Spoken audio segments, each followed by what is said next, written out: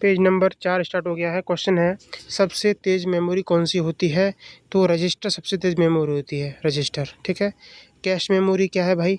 Cache memory क्या है? तो कैश मेमोरी एक अस्थायी डेटा स्टोरेज है, मतलब डेटा को ये टेम्परेरी स्टोर करती है और प्रोसेसिंग गति को बढ़ाती है। ठीक है। अब यहाँ से नया टॉपिक स्टार्ट होता है हमारा इनपुट आउटपुट डिवाइस के बारे में। ठीक है। तो पहला क्वेश्चन है हमारा, इनपुट डिवाइस क्या होते हैं? ठीक है। तो देखो, इनपुट डिवाइस का प्रयोग कंप्यूटर में डेटा या जानकारी को दर्ज करने के लिए होता है। सही बात है। ठीक है। अब इसके एग्जाम्पल कौन से हैं? Mouse, keyboard, track ball, scanner, joystick, light pen, ये सब इसके इनपुट डिवाइस हैं। ठीक है। और माइक्रोफोन ध्वनि को इनपुट के रूप में लेता है, माइक्रोफोन भी इनपुट डिवाइस हो जाएगा। तो माइक्रोफोन हो गया, लाइट पेन, जॉयस्टिक ये लिखा जाता है। ठीक है। स्कैनर स्कैन करता है जी। ट्रैक बॉल ये माउस में होता है, ट्रैक बॉल। ठीक। और कीबोर्ड, ये सब क्या है? इनपुट डिवाइस हैं। अब हम देखेंगे आउटपुट डिवाइस क्या होते हैं। तो आउटपुट डिवाइस संसाधित मतलब प्रोसेस किए हुए डेटा का परिणाम उपयोगकर्ता को दिखाता है। ठीक है। जो डेटा प्रोसेस हो चुका है उसके रिजल्ट को आउटपुट के रूप में दिखाता है, वही हमारा आउटपुट डिवाइस होती है।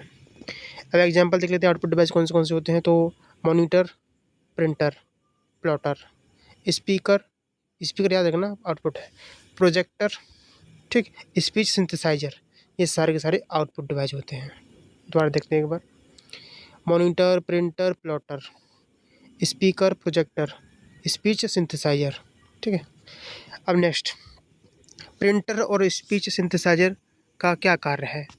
तो देखो, प्रिंटर हार्ड कॉपी में परिणाम देता है, जबकि स्पीच सिंथेसाइजर बोलकर आउटपुट देता है।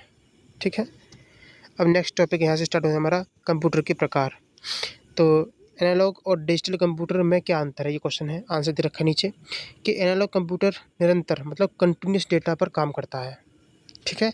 और डिजिटल कंप्यूटर बाइनरी डेटा पर कार्य करता है, 0 और 1 पर। समझ में आ गया कि नहीं? एनालॉग कंप्यूटर निरंतर या कंटिन्यूस डेटा पर कार्य करता है और डिजिटल कंप्यूटर बाइनरी संख्या पर कार्य करता है।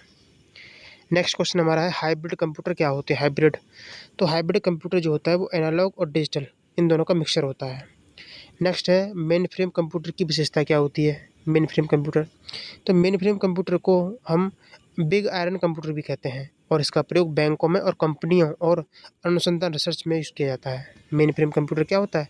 इसको बिग आयरन कंप्यूटर कहते हैं और इसका प्रयोग बैंक, कंपनी और अनुसंधान में करते हैं।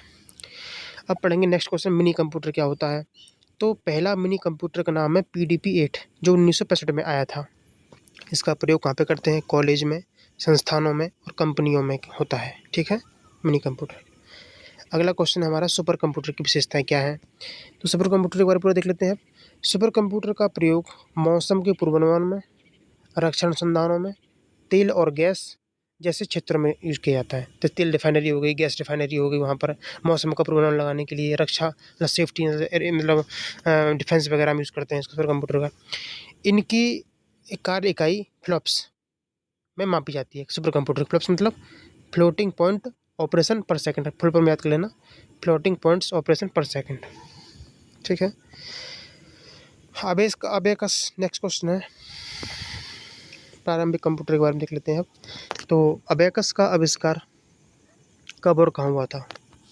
अबेकस का आविष्कार 16वीं शताब्दी में चीन में हुआ था। इसका प्रयोग जोड़ और घटाव के लिए होता था और यह लकड़ी और मोती और तारों से बना होता था। पूरा एक में कवर हो गया कि नहीं हो गया? अबेकस का आविष्कार 16वीं शताब्दी में चीन में हुआ था। इसका प्रयोग जोड़ और घटाव करने के लिए होता था और यह लकड़ी, मोती और तारों से बना होता था।